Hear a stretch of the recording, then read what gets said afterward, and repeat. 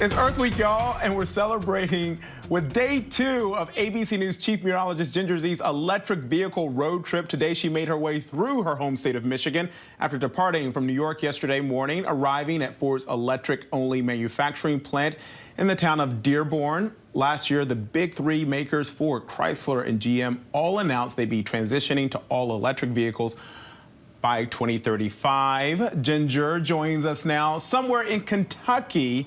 You've been on the move. I said earlier, I was like, I think she's in Michigan. I don't know. No, you're in Kentucky, Ginger. How's it going? No, we got to move. We're covering 2,100 miles. We better get on the road. It's going well, thank you. I'm in a Meyer parking lot in Kentucky, and we are at the charging station. You caught us during a charge again. So we're mid-charge, and it's been actually less annoying. That's what somebody asked me, has it been annoying to stop? You know, by the time you use the restroom and get something healthy to eat and move your body a little, the 30 minutes is done. And that's what average a lot of these stops have been. So we've, you know, it's been a normal. Poor Sam and Chris have had to listen to a lot of me singing Disney princess songs, but other than that, we're in great shape. You said get something healthy to eat. We'll get back to the singing in a moment, but we know that road trips are for bad food eating, but you know what? We won't get into that right now, Ginger. Let me ask you this. In addition to Ford, Chrysler, and GM, just last week, California unveiled a proposal to ban the sale of new gas-fueled cars by 2035. What does this mean for the future of gas-powered vehicles? You know, I think in California, they are always really progressive in trying to change their emissions and trying to change their climate impacts. And so I think it is a very aggressive move to put together a proposal to say we will no longer be selling them. It's not like they're going to kick the gas vehicles off the road at that very moment. And it is quite a long way away. So there's a lot of infrastructure change and grid reinforcement that will happen before then. I think they're just making a commitment, which is what we need from the leaders of the world, I would think. Now, that said, you want to get people fired up, you try to start telling them they can't drive their vehicle. So I think it just needs to be very clearly stated that it doesn't mean you can't drive the vehicle. It just means that this is in an effort to move toward a cleaner future. And we see American consumers, Ginger, they're increasing, you know, EV sales in the U.S. Manufacturers like Ford have plans to make electric school buses, delivery vehicles, transport vans. I actually covered here at the DC Auto Show, a few months ago, and I felt like it was all about the electric car. So is the public doing enough, though? And are major corporations doing enough in improving climate change?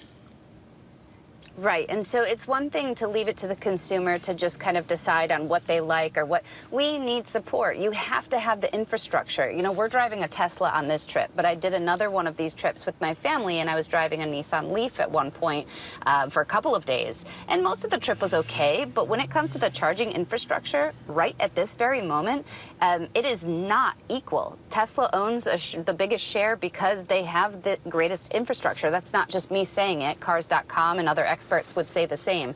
We need to see Tesla sharing charge points, and we need to see the 50,000 or so charge stations across the nation double, triple, get into rural areas, places that don't have them right now, because we're traveling along I-75, a couple of smaller towns in Georgia that will hit, but it really isn't equal as far as where the charging stations are. So we need policy and we need private industry to push this. So the big three, Ford, Chrysler, GM, when they said we're going all electric by 2035, that's a huge statement, and that tells you the market is about to move. Yeah, definitely. Let me ask you, speaking of moving, how is Sam's driving and Donato's driving? Is it okay? Thankfully, Sam and Donato have traveled with me so much with storm chasing and everything else that Sam can talk right now because she's a great driver. And you know, and she never lets me. It's the weirdest thing. Oh, come on, Sam. Well, if you're on the move and you want to, you know, if you want to take a detour over to South Carolina, my mom might cook you a meal, but I can tell you, Ginger, it won't be healthy. I'm still getting on to her about that, but oh, we lost you a little bit. I see Donato back there. I'll let you guys get on the road, Ginger. Go ahead, go ahead. Somewhere in Kentucky, making their way to Miami. Ginger Zee and the team, thank you so much.